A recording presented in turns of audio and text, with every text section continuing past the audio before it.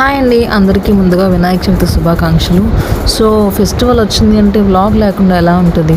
So మనం చేసేది అప్పుడప్పుడు కూడా చేయకపోతే ఎలాగా?